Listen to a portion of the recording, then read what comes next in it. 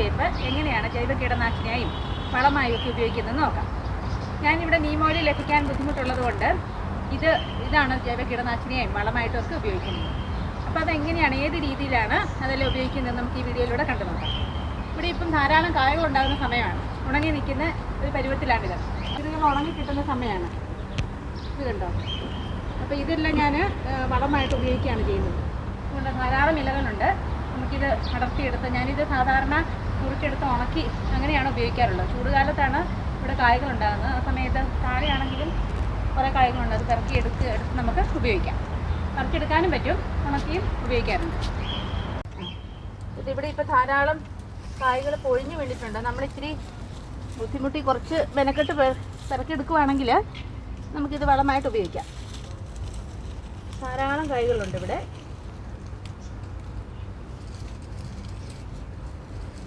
നമ്മുടെ നാട്ടിലൊക്കെ വേപ്പിൻ പിണ്ണാക്ക് ഇത് ശരിക്കും പൊടിച്ചെടുത്ത് ഉപയോഗിക്കുന്നതാണെന്നാണ് കേട്ടിരിക്കുന്നത്. അപ്പോൾ അതിന് നമുക്കിവിടെ സൗകര്യം ഇല്ലാത്തതുകൊണ്ട് നമുക്കിത് കായ്കൾ പെറുക്കിയെടുത്ത് പൊടിച്ച് ഉപയോഗിക്കാം. കണ്ടോ?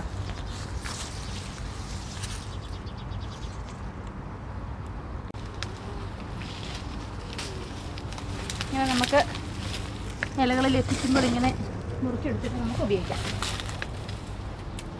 ഇതിൽ കായകളും ഉണ്ട്. കായകളെല്ലാം അടർത്തിയെടുത്ത് പൊടിച്ചെടുക്കുകയാണെങ്കിൽ ഈ പച്ച പരുവത്തിൽ നമ്മൾ കളക്ട് ചെയ്തതിന് ശേഷം പൊടിച്ചെടുക്കുകയാണെങ്കിൽ എളുപ്പമുണ്ട്. കുറച്ചുകൂടെ പൊടിഞ്ഞ് കിട്ടാൻ എളുപ്പമുണ്ട്.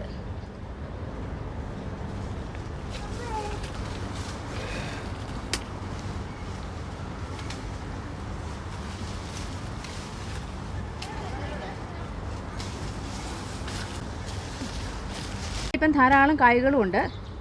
ഇത് നമ്മൾ കളക്ട് ചെയ്തിട്ട് പൊടിച്ചെടുക്കുകയാണെങ്കിൽ നമുക്ക് ചെടികൾക്കൊക്കെ ഇട്ട് കൊടുക്കാം.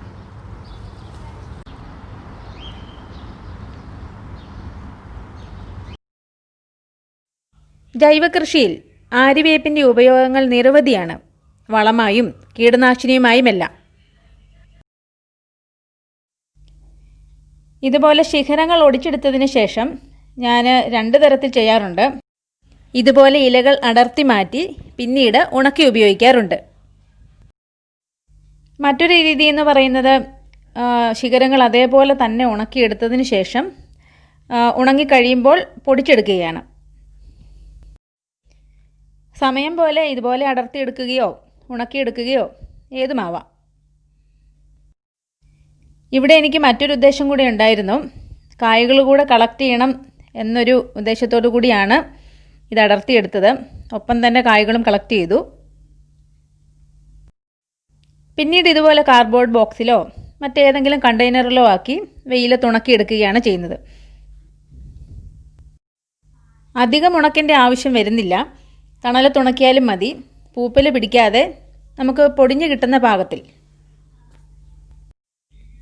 നമുക്കെല്ലാവർക്കും അറിയാവുന്നതുപോലെ ഒരു ഉത്തമ ജൈവവളവും അതേപോലെ തന്നെ ധാരാളം പോഷകഗുണങ്ങളുമുള്ള ഒരു വൃക്ഷമാണ് ആര്യവേപ്പ് അല്ലെങ്കിൽ നീം.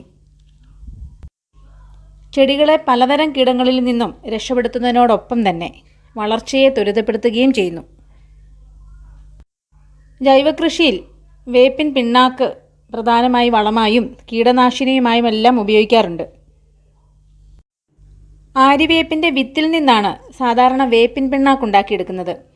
എണ്ണ എടുത്തതിന് ശേഷം ബാക്കി വരുന്ന ചണ്ടിയാണ് വേപ്പിൻ പിണ്ണാക്കായി ഉപയോഗിച്ചു വരുന്നത്. നാട്ടിലൊക്കെ ജൈവ കൃഷി അതിനെ പ്രൊമോട്ട് ചെയ്യുന്ന ഷോപ്പുകളിലും അതുപോലെ വളക്കടകളിൽ സാധാരണ രാസവളങ്ങൾ മേടിക്കുന്ന കടകളിലും ഇപ്പോൾ വേപ്പിൻ പിണ്ണാക്ക് ലഭ്യമാണ്. പക്ഷേ ഇവിടെ ഞങ്ങൾക്ക് ഗൾഫ് കൺട്രീസിലൊന്നും ഇത് ഇപ്പോൾ അവൈലബിൾ ആയിട്ടില്ല. നീം ഓയിൽ മേടിക്കാൻ കിട്ടാറുണ്ട്. ചില ഷോപ്പുകളിലൊക്കെ കൃഷി റിലേറ്റഡ് ആയിട്ടുള്ള ഷോപ്പുകളിലൊക്കെ കിട്ടാറുണ്ട്. പക്ഷേ ഇതുവരെ വേപ്പിൻ പിണ്ണാക്ക് ഇവിടെ കണ്ടിട്ടില്ല. കിട്ടാനുള്ള ദൗർലഭ്യം കൊണ്ടാണ് ഞാനിങ്ങനെ ഒരു ആശയത്തിലെത്തിയത്. അതുകൊണ്ടാണ് ഇങ്ങനെ പറിച്ചെടുത്ത് ഉപയോഗിക്കുന്നത്. ഒരുപാടൊന്നും ശേഖരിക്കാറില്ല, പറ്റാറില്ല എന്നതാണ് സത്യം. കാരണം ജൂലൈ ഓഗസ്റ്റ് മാസങ്ങളിലാണ് ഇതിങ്ങനെ പൂക്കുകയും കായ്ക്കുകയും ഒക്കെ ചെയ്യാറുള്ളത്. ആ സമയങ്ങളിൽ മിക്കപ്പോഴും നാട്ടിലായിരിക്കും. ഇവിടെയുള്ള സമയങ്ങളിലൊക്കെ ഇതുപോലെ കളക്ട് ചെയ്യാൻ ശ്രമിക്കാറുണ്ട്. ഇലകൾ എപ്പോഴും കിട്ടുന്നത് കൊണ്ട് മിക്കപ്പോഴും ഇലകൾ തന്നെയാണ് അധികവും സൂക്ഷിക്കാറുള്ളത്. ഇതുപോലെ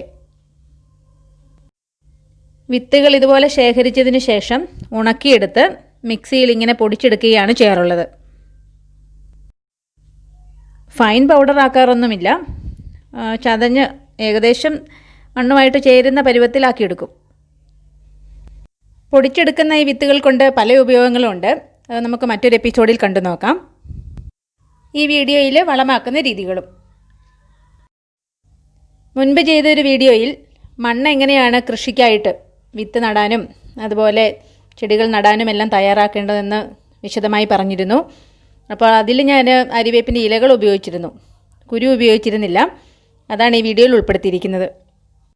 ഞാനിവിടെ മണ്ണിനൊപ്പം ചകിരിച്ചോറ്, ഉണങ്ങിയ ഇലകൾ, ചാണകപ്പൊടി അല്ലെങ്കിൽ ആട്ടിൻ കാഷ്ടം, കുമ്മായം കുറച്ച് ചേർക്കാറുണ്ട്. പിന്നെ ഇതുപോലെ ആര്യവേപ്പിൻ്റെ കുരുവും ഇലകളും ഒക്കെ കൂട്ടിക്കൊടുക്കാറുണ്ട്. നാട്ടിലെ ജൈവകൃഷിയുമായിട്ട് താരതമ്യം ചെയ്യുമ്പോൾ ഇവിടെ ഒരുപാട് പരിമിതികളുണ്ട്. കാരണം സാധനങ്ങളുടെ ദൗർലഭ്യം ഒന്നാമത്തേത്. പ്രത്യേകിച്ചും ചാണകം, ഗോമൂത്രം, പലതരം വളങ്ങൾ, കടലപ്പിണ്ണാക്ക്, വേപ്പിൻ പിണ്ണാക്ക്, എല്ലുപൊടി, ഇതൊക്കെ കിട്ടാൻ ബുദ്ധിമുട്ടാണ് ഇവിടെ. അതുകൊണ്ട് ഇതിനെല്ലാം നമ്മൾ സമയം കണ്ടെത്തി ഇതുപോലെ ഉണ്ടാക്കിയെടുക്കുകയാണെങ്കിൽ കുറേയൊക്കെ ആ രീതി ഫോളോ ചെയ്യാൻ പറ്റും. എങ്കിലും പരിമിതിയുണ്ട്. കഴിഞ്ഞ വീഡിയോയിൽ കാണിച്ചിരുന്നത് പോലെ തന്നെയാണ് മണ്ണ് ഇവിടെ തയ്യാറാക്കുന്നത്. ചകിരിച്ചോറും മണ്ണും അതുപോലെ കുമ്മായപ്പൊടി കുറച്ച് മാത്രം, പിന്നെ ചാണകപ്പൊടി, പിന്നെ ആര്യവേപ്പിൻ്റെ ഇലയും ഒപ്പം കായ്കളും ചേർക്കുന്നുണ്ട്. എല്ലാം ഒരുപാടൊന്നുമില്ല, കുറച്ച് മാത്രം. പിന്നെ ചെടികൾ നട്ടു കഴിഞ്ഞ് വളർച്ചയ്ക്കനുസരിച്ച് കൂട്ടിക്കൊടുക്കുകയാണ് ചെയ്യാറുള്ളത്. ഞാനിവിടെ മണ്ണും ഉണ്ടാക്കിയെടുക്കുകയാണ് ചെയ്യുന്നത്. അതേക്കുറിച്ചുള്ള വീഡിയോ പിന്നീട് ഞാൻ പോസ്റ്റ് ചെയ്യുന്നതായിരിക്കും. അന്തരീക്ഷത്തിലേക്ക് ഏറെ ശുദ്ധവായു പ്രദാനം ചെയ്യുവാനും രോഗാണുക്കളെയും കീടങ്ങളെയും നശിപ്പിക്കുവാനും കഴിവുള്ള ഒരു വൃക്ഷം തന്നെയാണ് ആര്യവേപ്പ്. ഇവയുടെ ഗുണഗണങ്ങൾ മനസ്സിലാക്കിയതുകൊണ്ടാവണം ഇവിടെയുള്ളവർ പാർക്കുകളിലും വില്ലകളിൽ അതുപോലെ വഴിയോരങ്ങളിലെല്ലാം തന്നെ ആര്യവേപ്പുകൾ നട്ടുപിടിപ്പിക്കുന്നത്. ചൂടുള്ള കാലാവസ്ഥ ഇഷ്ടപ്പെടുന്നതുകൊണ്ടാവണം ഇതിവിടെ നന്നായി വളരുകയും ചെയ്യുന്നുണ്ട്. ചിക്കൻ ബോക്സ് ഒക്കെയുള്ള സമയങ്ങളിൽ ഇവിടെയുള്ളവർക്ക് വളരെയധികം പ്രയോജനപ്പെടുന്ന ഒരു വരദാനമായി തന്നെ കരുതാവുന്ന ഒരു ചെടി തന്നെയാണ് ആര്യവേപ്പ്.